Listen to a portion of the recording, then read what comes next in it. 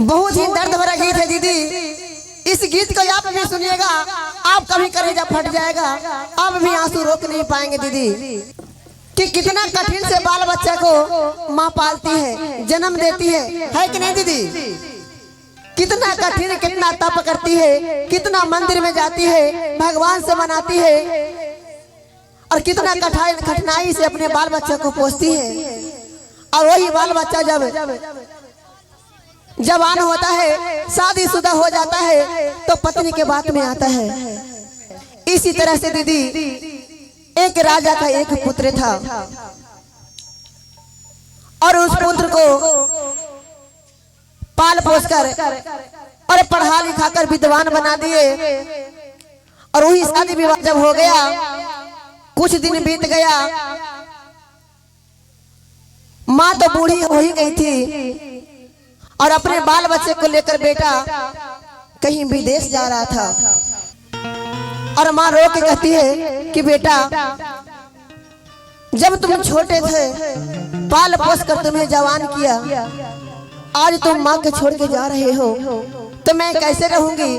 बुढ़ापे में कौन सहारा है हमें? तुम्हें तो मैं पाल दी। कहते ना दीदी कि 5-5 बेटा को माँ अकेले पोस सकती है, लेकिन 5 बेटा से एक माँ नहीं पोसाती है दीदी। माँ चरण में लटक रही है, और बेटा कह रहा है छोड़ में कि ना, छोड़ में कि ढकेल दियो, छोड़ में कि ढकेल दियो। इतना में ही एक साधु बाबा आते हैं। साधु बाबा कहिए या तो शिव गुरु कहिए, साधु के भेष में आते हैं और कहते हैं क्या हुआ बचिया? कहते हैं देखिए ना बाबा, आज बुढ़ापे का शरीर हो गया है, और बेटा हमें छोड़कर कहीं दूर जा रहा है, कैसे रहूंगी बाबा? बाबा ने कहते हैं कि हे बेटा, ऐसा भूल मत करो, कितना कठिनाई से तुम्हें माँ ने पोल पस कर जवान की है, और आज माँ के भुला दिया। सुनो बेटा, माई के कोखिया आइला, अरिया ना मोले सुगानमा हो सुगनमा बन के। माई के कोखिया आइला, अरिया ना मोले राता नमा हो सुगनमा बन के। काहे भैला दू समान हो सुगनमा बन के।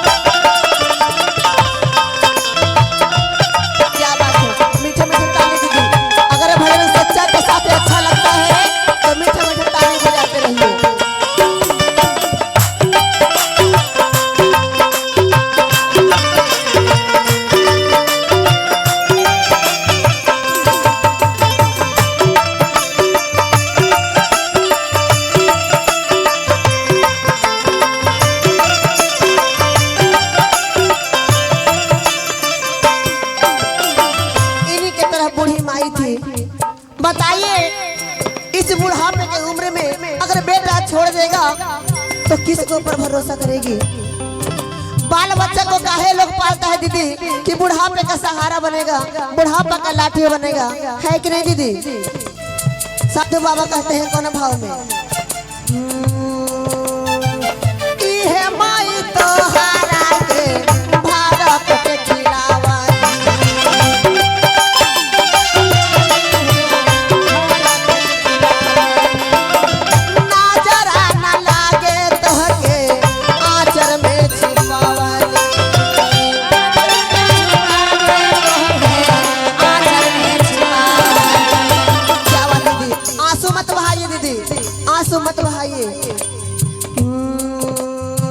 साधु बाबा कहते हैं, क्या कहते हैं? कि अरे मूर्ख, यही माँ तुम्हें अपने भूखे रहकर और तुम्हें भोजन खिलाई है और इस माँ को भूल रहे हो। इहे माई तो हारा के हारा पेट खिलावल,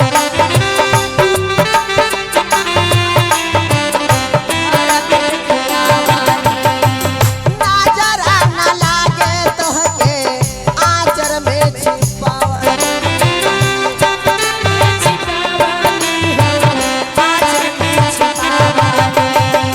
माई के चूर कैला दिल के यार मान महो सुगनमा बनके। माई के चूर कैला दिल के यार मान महो सुगनमा बनके। ता काहे भइला तू समान महो सुगनमा बनके ना। ता काहे भइला तू समान महो सुगनमा बनके ना।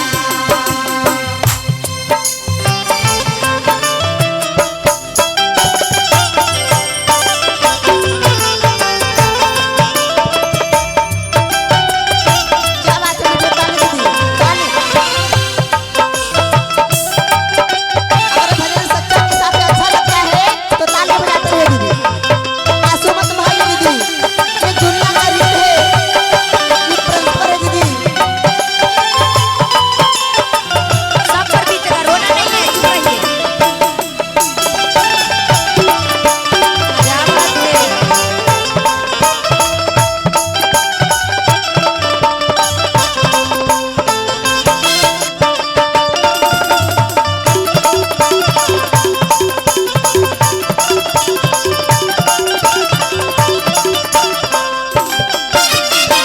साधु बाबा कहते हैं, क्या कि अरे कहते मूर्ख, तुम ये क्या कर रहे हो?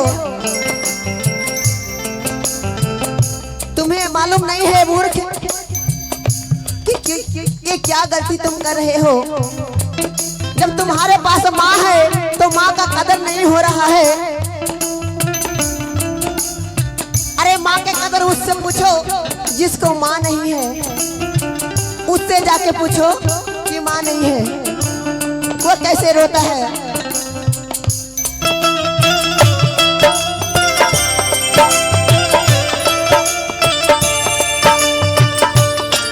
रोना नहीं है। मत रोइए दीदी, मत रोइए।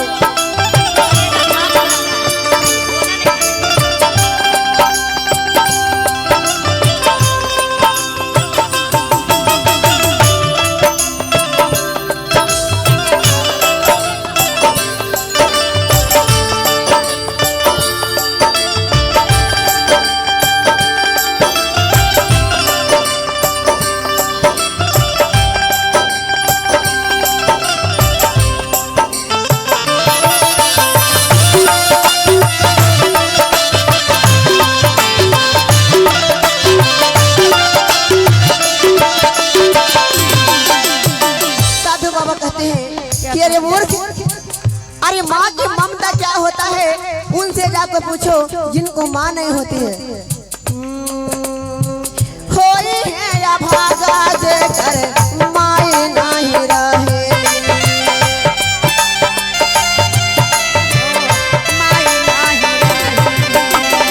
हारा दा माया किया सुतलो में रोवेली। सुतलो में रोवेली। कोई है या भागा जेकर माई नहीं रहे।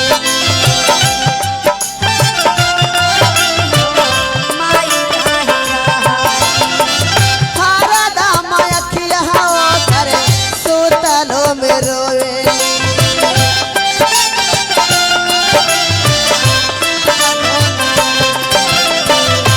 दीदी आंसू मत बहाइए दीदी, ये परंपरा है, सबके ऊपर है दीदी। अगर तुम्हें कोई आंसू देता है तो उसका भी कोई बेटा है दीदी।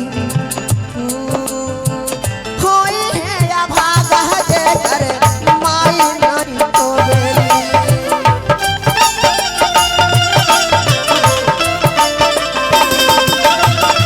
होई है या भागा जेकर माई नहीं होवेली।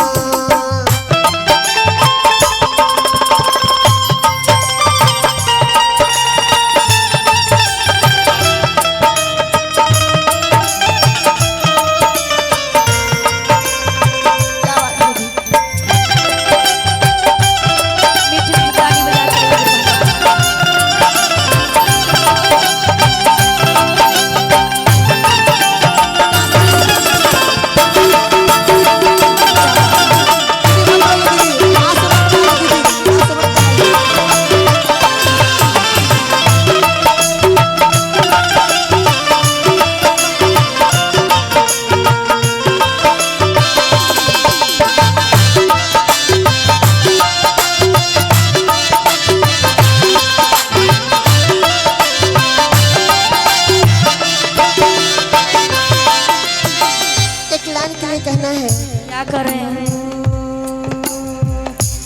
काहे भूल गईला माई के दुलार बबुआ, हो दुलार बबुआ।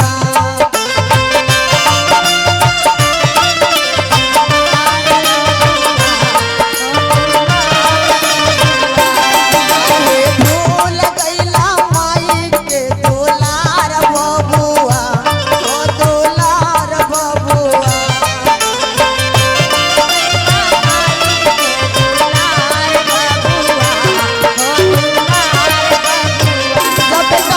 घर में रहता है तो माँ कितना देवी देवताओं को पूछती है कि हमारे बच्चे निमन से हो जाए, कुछ प्रॉब्लम ना हो, कुछ दिक्कत ना हो। बबुआ हो रहला गर्भ के भीतर, माता पूजे देवता भीतर।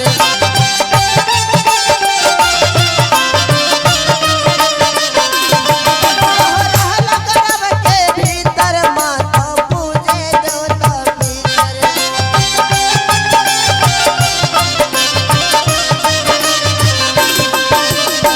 गर्भ में एक दिन नहीं, 2 दिन नहीं, 9 दिन नहीं, 9 घंटा नहीं, पूरे 9 महीना पेट में रखती है। कितना कष्ट से बच्चे को पैदा करती है। बबुआ हो रहला गर्भ के भीतर, माता पूजे देवता भीतर।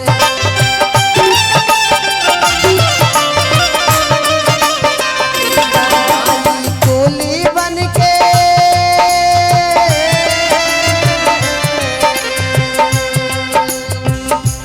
माई कुली बनके ढोवे लगली भार बबुआ, अब तो भार बबुआ। काहे भूल गईला माई के दुलार बबुआ, ओ दुलार बबुआ।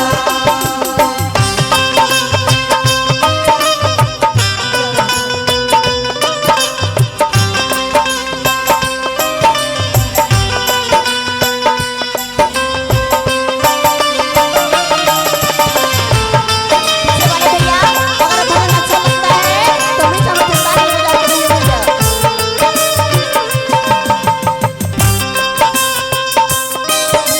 अगर भजन अच्छा लगता है तो ताली बजा के दिए भैया। क्या बात है चाचा जी।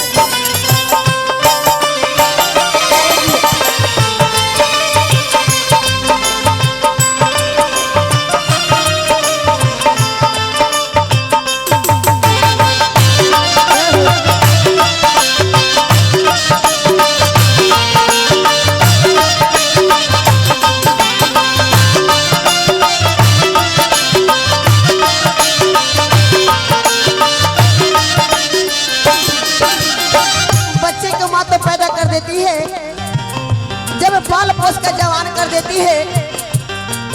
बेटा जैसे ही सयान होता है उसके घर में अगुआ आना चालू हो जाता है कि आपका बेटा जवान हो गया है, शादी विवाह कर लीजिए। बबुआ हो भइला बियाहन जो गया गुआ आवे लागल रोज।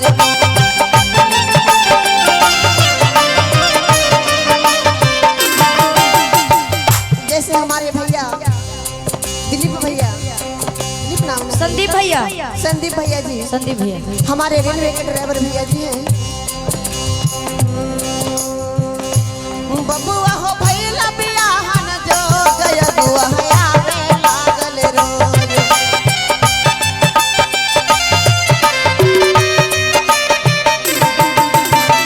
और जब शादी हो जाता है तो पत्नी घर में आती है तो जो भी जितना भी सुख धन है सब पत्नी है। माँ कहाँ गई नहीं गई कोई ठिकाना नहीं। बचपन से प्यार पाला पोसा सब भूल गए, और जो कुछ है तो बीवी है कि नहीं दीदी? सही बात है। शादी हो लहा पार हो, शादी हो लहा पर बादल गइलो विचार बबुआ, ओ विचार बबुआ। शादी हो लहा पर बादल गइलो विचार बबुआ, ओ विचार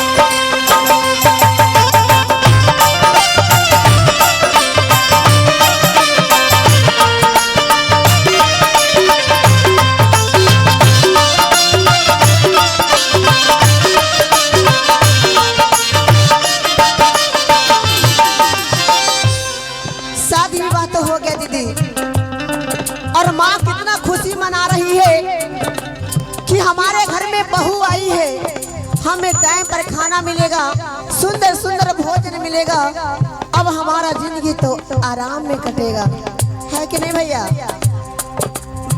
अरे पेड़ रोपता है छाँव के ना दीदी।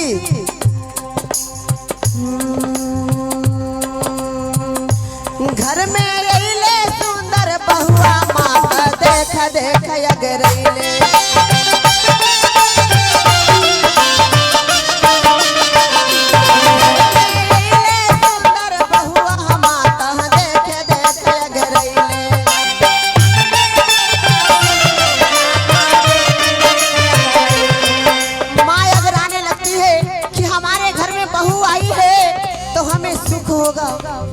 हमें टाइम पे भोजन मिलेगा, खाना मिलेगा, लेकिन बहू क्या करती है? ए बुढ़िया ढेर बोले वे मार झाड़ू के तोहरा के झाड़ुआ दे, हम तोरा ही खाना बनावे लेली है, तोरा नौकर ही तोरा बना के खिलेबा। इस तरह के बहू बोलती है दीदी। अच्छा घर में अइले सुंदर बहुआ हमाता देख देख अगरैले।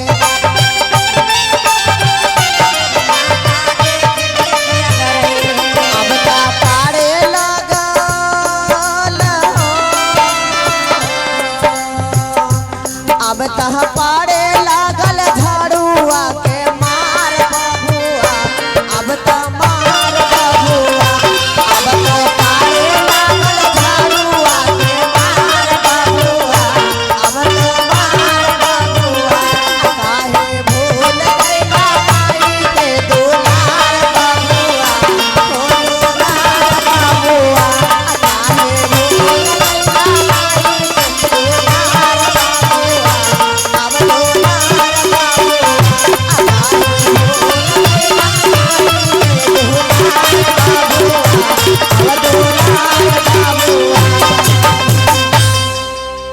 रोइए मत दीदी, आंसू मत बहाइए, इस सब के ऊपर है जो अपना कर्म करता है दीदी, अपना कर्म आप किए। अगर वो बेटा आपको रुला रहा है तो उसको भी रुलाने वाले कोई और है कि नहीं दीदी? तो प्रेम सुने शंकर भगवान की जय, हर हर महादेव की जय, सच्चे दरबार की जय।